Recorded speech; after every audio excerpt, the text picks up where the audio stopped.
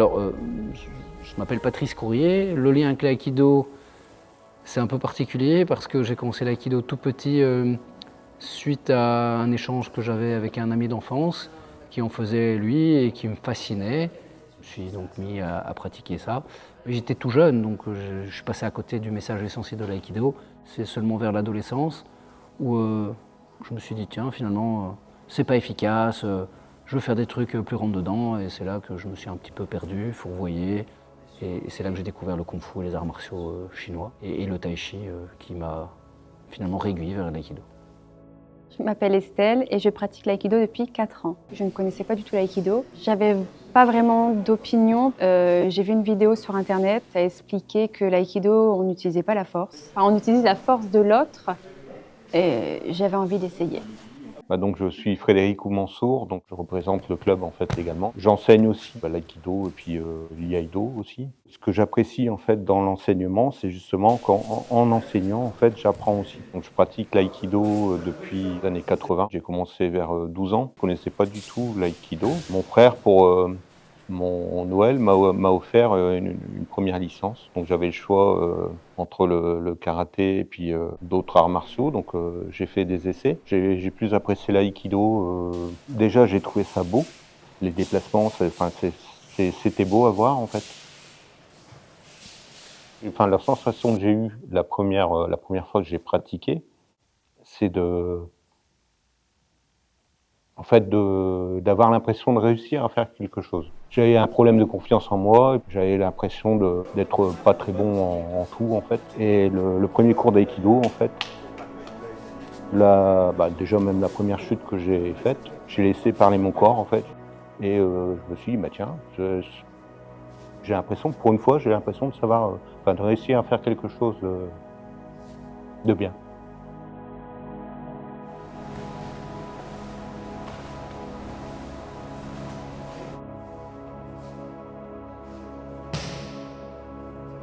Utiliser sa force, c'est ce qu'on voit dans beaucoup de disciplines, notamment en judo. Ils jouent sur des alternances de vide et de plein, bien entendu, mais il y a quand même une question de force. Ils s'entraînent avec des élastiques, avec des poids.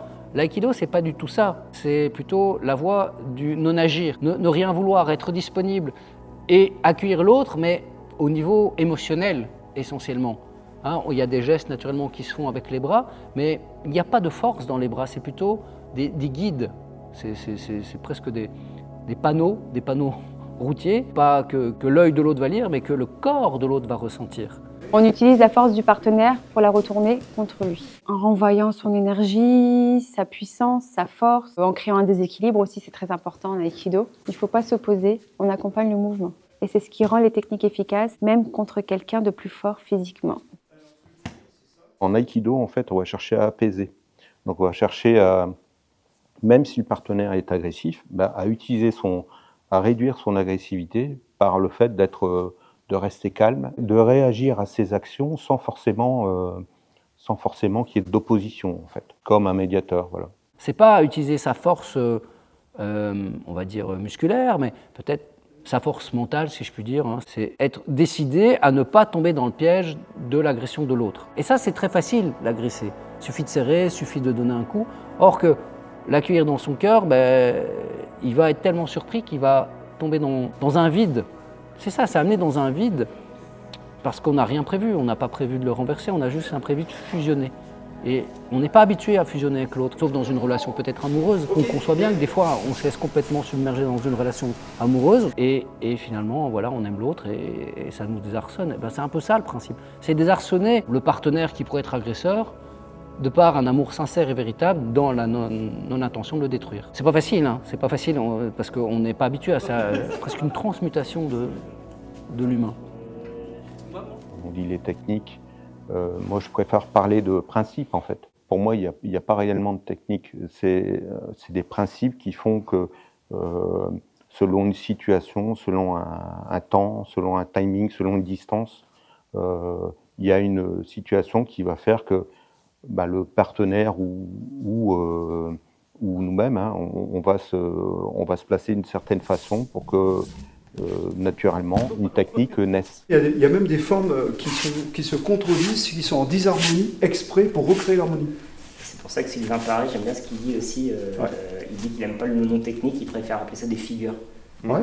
Quand on pratique, en fait, souvent, on pratique sur une saisie particulière, une technique particulière. C'est une des façons de pratiquer. Mais pour moi, il faut garder à l'esprit qu'il faut laisser parler son corps, en fait. C'est pas dans la tête, en fait, c'est vraiment dans le ressenti.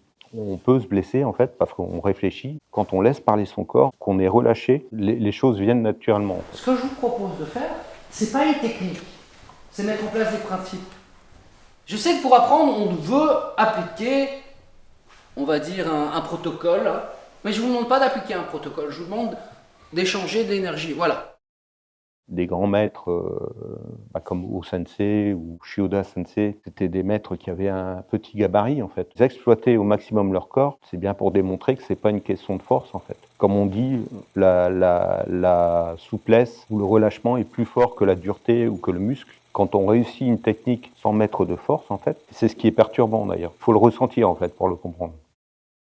C'est biomécanique dans le sens où par exemple, on va être saisi, on va se retrouver avec une torsion du bras ou quelqu'un qui vient contrôler le bras. Et en fait, c'est de ne pas aller contre l'articulation, mais de laisser parler son corps et puis d'aller dans le sens de l'articulation, en fait. C'est justement d'exploiter tout son corps. Parce que souvent, on regarde le haut du corps, on ne regarde pas le bas du corps. Donc, plutôt que de travailler avec le haut du corps ou le bas du corps, d'exploiter son corps complètement. Ça n'est possible que si on est relâché. Ou c'est des notions de tension et de relâchement. C'est vraiment un travail de sensation. On n'apprend pas juste des techniques. C'est pas juste des techniques qu'on apprend par cœur, ni des mouvements. C'est vraiment un travail du corps et de l'esprit.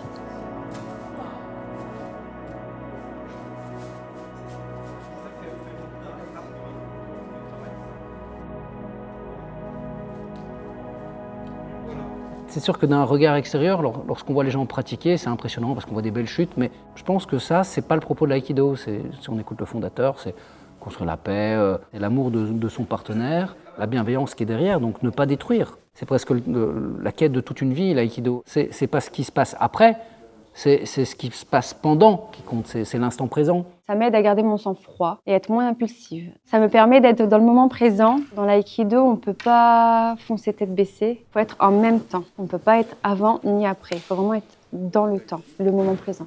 Particulièrement dans le monde occidental, je pense. Par exemple, on est au travail et puis on pense aux vacances.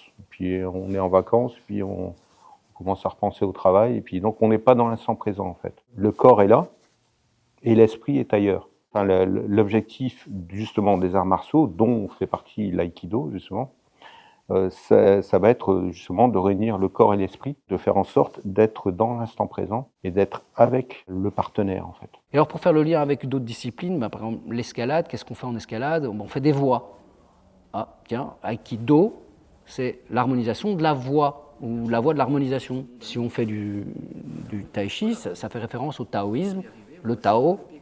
Une fois de plus, ça veut dire la voie. Donc il y a toujours ce chemin, c'est un chemin spirituel, intérieur, quelque chose qu'on doit suivre pour s'accomplir cette notion de voie. Et on peut le faire finalement dans toutes les disciplines. Je pense qu'en degré de maîtrise, lorsqu'on ne recherche plus la technique, mais simplement un accomplissement personnel dans le respect de l'autre, on est sur la voie. On parle souvent d'une petite méthode, c'est rencontre, accueil, offrande. Pour que ça fonctionne, il faut aller vers l'autre. Il ne faut pas avoir peur de l'autre. On est dans une société où on met en avant la peur. On est dans une peur continue de perdre le peu qu'on a. Et le travail de l'aïkido, c'est ne plus avoir peur. C'est ça le travail. Et comment ne plus avoir peur? En allant vers l'autre. En y croyant, en espérant sincèrement que parce qu'on a fait le premier pas, l'autre va le faire aussi. Bien souvent, ça ne marche pas, évidemment. D'où l'aspect martial. Si l'autre n'est pas prêt à accepter, on a des potentiels d'action qui peuvent amener à la destruction de l'autre. Mais naturellement, ce qui est montré en aïkido n'est jamais le potentiel final d'action. On ne peut pas aller au bout du bout parce que sinon c'est destructeur. Et donc d'un aspect extérieur, ça ne semble pas efficace. Mais le partenaire qui intègre et qui vit la relation sincère, lui, il éprouve vraiment l'amour sincère de l'autre. C'est comme on ne peut pas éprouver l'amour d'un couple qui s'embrasse dans la rue sans vivre cet amour-là. C'est exactement la même chose. Si nécessaire. Et là, le genou pourrait venir, si on était malveillant ou dans une autre approche, mais là on est dans une approche bienveillante, on vient s'harmoniser avec son partenaire, donc on est juste à côté de son épaule. Et on descend. et là on glisse.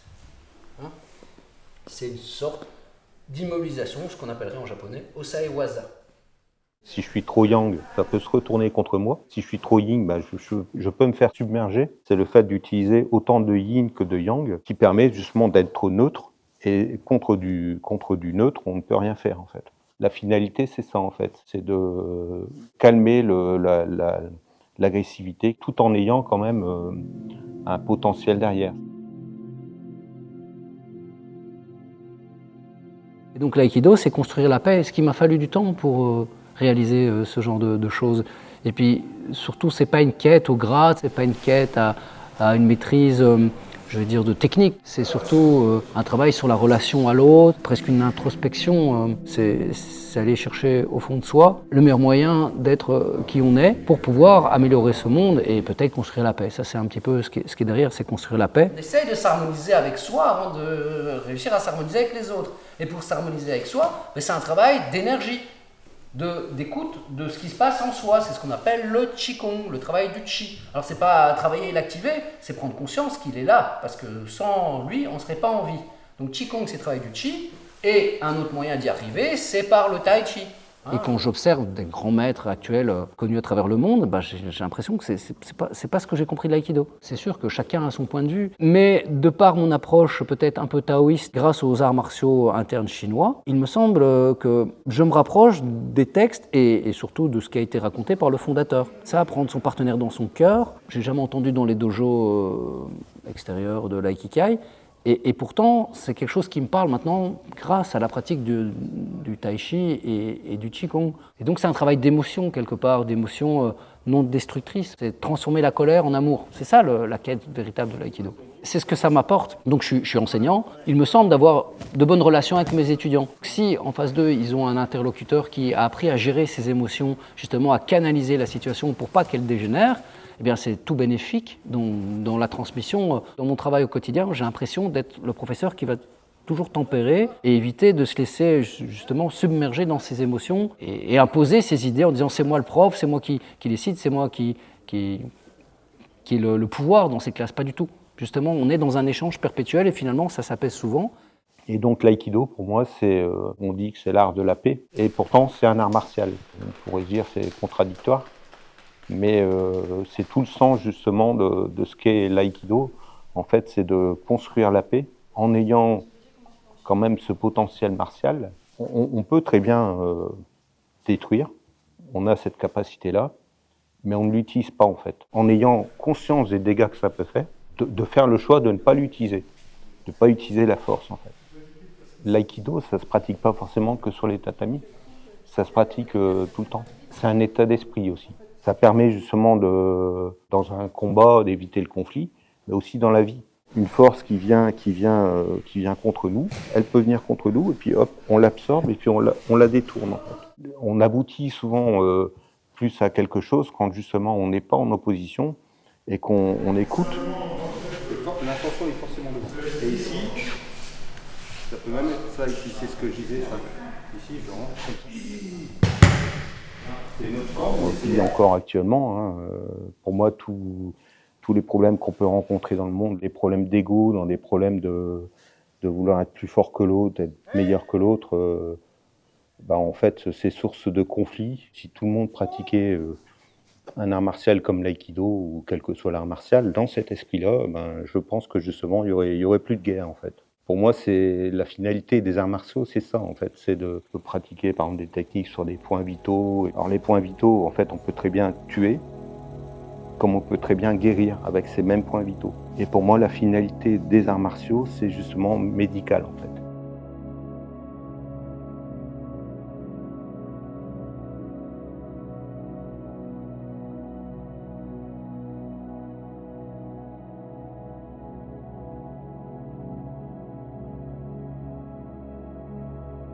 L'aïkido est peut-être le dernier vestige d'une reprogrammation sincère et profonde, parce que c'est plus que simplement gagner sur l'autre, c'est gagner sur soi. Pour reprendre les mots du fondateur, la vraie victoire est la victoire sur soi. Or que la société, c'est plutôt la victoire sur les autres qui prime. Qu'est-ce qui finalement anime ce monde? On croit souvent que c'est le profit, mais Les gens très riches qui n'ont pas d'amour, je ne suis pas certain qu'ils soient heureux. Donc c'est un accomplissement finalement de soi, c'est peut-être une méthode d'accomplissement, il y en a plein d'autres. L'art en général permet à chacun de s'accomplir. Je n'arrête pas de faire des liens entre les cours que je donne, histoire de l'art, la photographie, l'escalade et l'aïkido.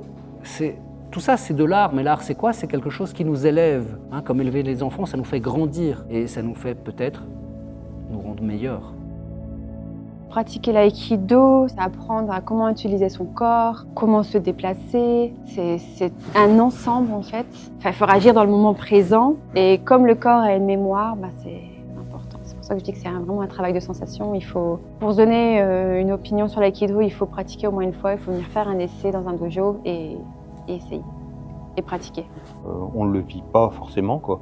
On est derrière un écran, puis on voit ce qui se passe. Il n'y a qu'en pratiquant qu'on peut se rendre compte en fait de l'efficacité de l'aïkido et puis de ce que ça peut apporter. C'est comme l'amour, c'est pas facile à expliquer. Il faut le vivre.